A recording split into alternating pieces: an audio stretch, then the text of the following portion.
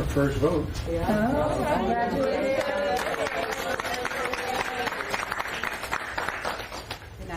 Your first name? Wait. Which side do you want on? This side. All right. President Biden got his early vote in over the weekend, as did I, and I'd highly encourage everyone else to get out and vote as early as you can as well. But happy Halloween, everyone, and welcome back to your daily government and financial news update. In today's video, we'll be discussing Ted Cruz saying to abolish the IRS, and why Democrats are saying that you should trust them with the economy for 2 more years. Other than that, we discuss a recent bipartisan bill that would make big changes to Social Security and SSI. And finally, we go over some big updates in the stock market and Bitcoin. Now, as always, I am definitely interested in hearing your thoughts on everything, and I wanted to quickly thank everyone for giving my videos likes and sharing them, as that certainly helps push these videos out to other people like you. Okay, so Senator Ted Cruz on Sunday called to abolish the IRS, just months after the Democratic Party expanded the agency by 87,000 agents. Democrats claim the additional agents won't lead to more audits, but Republicans have some other ideas. According to statistics, though, individuals earning the least money, say $25,000 per year, are actually 5 times more likely to be audited by the IRS. Tiffany Smiley, the Republican candidate in the Washington Senate race, made sure to make this point against her opponent in Patty Murray. As we know, Murray was one of the Democrats who voted in favor of the Inflation Reduction Act, a bill responsible for the hiring of these extra agents. And I certainly will ensure that the 87,000 IRS agents do not come after our small businesses and hardworking Washington families. You know, it's a fact that those making $25,000 are 5 times more likely to be audited by the IRS. That's who I'm standing up and fighting for. Smiley also attacked Murray for supporting the Inflation Reduction Act in general, making mention that it raises taxes on all Americans and does nothing to actually reduce inflation. I have a plan for recovery and reform, how we can turn crisis into hope. We need to rein in this out of control spending. The Inflation Reduction Act does nothing to reduce inflation. In fact, it raises taxes on all of us, and Senator Murray was the deciding vote for the excise tax on natural gas. So your energy will be going up heading into winter. Now, Murray was first elected in 1992, and she's since been re-elected 4 times, serving in the Senate for the last 30 years. The last time Washington voted for a Republican Senate candidate was all the way back in 1994, and you would have to go all the way back to 1984 to find the last time the state voted for a Republican presidential candidate, so it's a very blue state.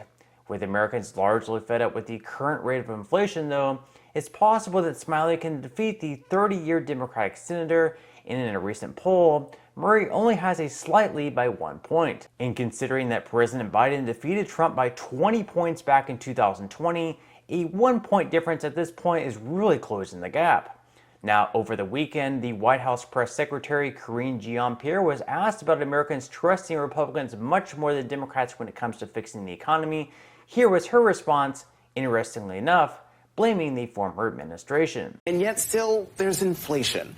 There's a fear of looming recession. Poll after poll show that voters they say they trust Republicans more than Democrats when it comes to the economy. What's the administration's response to that persistent view among the electorate? So first, we have always said we understand what the American public is dealing with. We understand that there are high costs, and we understand that they're feeling very squeezed right now.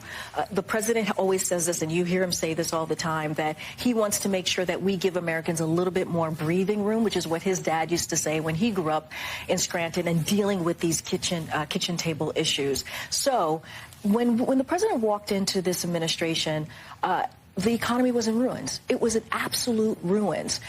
Even though Karine Jean-Pierre probably didn't answer the question up to the standards of most Americans, we'll give Senator Chris Coons a shot at answering why Americans should give Democrats another 2 years of power.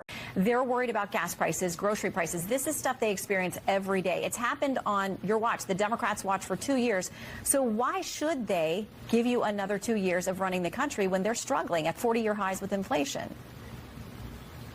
Well, first, inflation is worse in the United Kingdom, in the European Union, because of the ongoing impacts of the COVID pandemic and Russia's war of aggression against Ukraine. Our inflation rates are lower.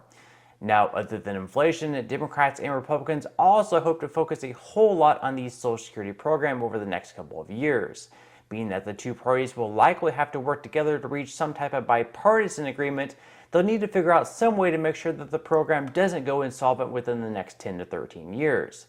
The good news is the two parties already have a couple of bipartisan views. The first being both parties are showing strong support for changing the way in which the cost of living adjustment is calculated from the CPIW method over to the Consumer Price Index for the elderly. And if we calculate both methods over the last few decades, the CPIE has routinely come out on top by a small margin.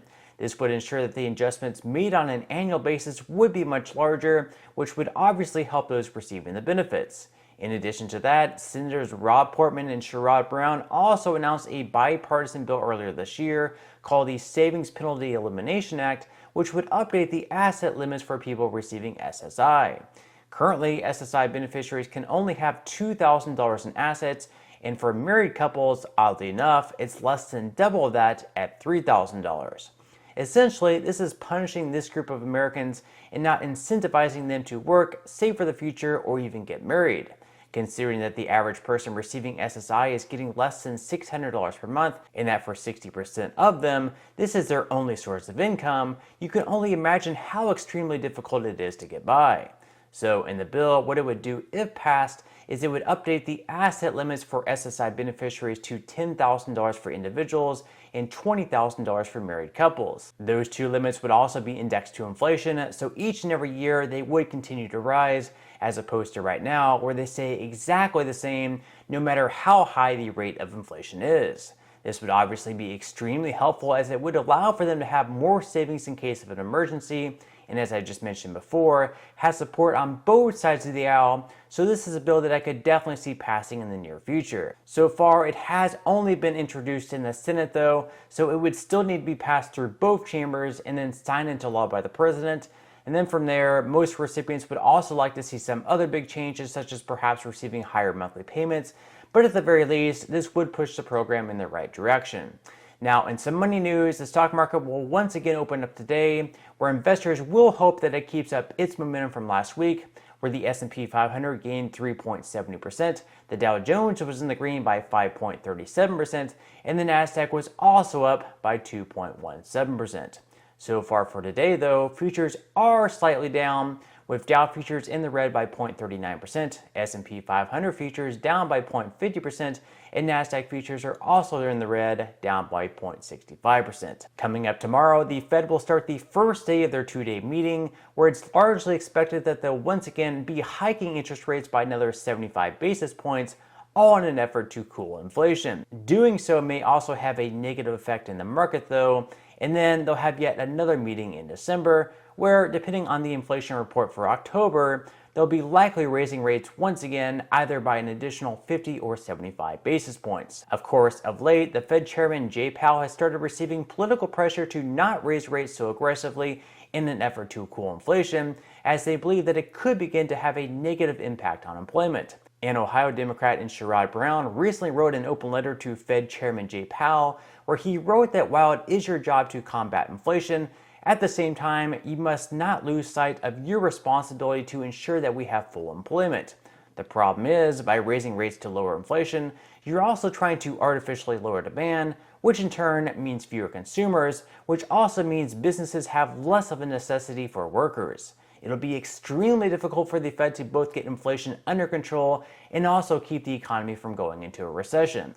Of course, if not for blowing trillions of dollars into the economy over the past couple of years, we likely wouldn't have gotten to this point, but here we are. Now, as far as Bitcoin goes, over the last day, it's actually dropped off slightly, down by 1.72%, but it's still sitting in the mid-20,000s. Now, with that said, if you would like to receive up to 12 free stocks and $5 worth of Bitcoin, in the comment section below, I will leave a link where you can receive just that from my partner in Webull. And even if you don't feel like investing at this time for whatever reason, once you receive the free stocks, what you can always do is just sell them for what they're worth and then transfer that money right back to your bank account. So in total, you should be receiving a value of at least $50 or more. Some people have actually received over $3,000 in the past. So really, you can think of this as just some free extra money with just a few minutes of work.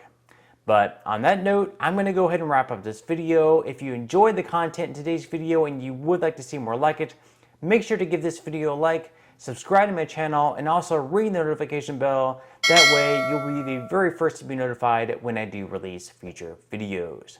And until next time, I hope you have a wonderful day ahead, and I'll see you in the next video.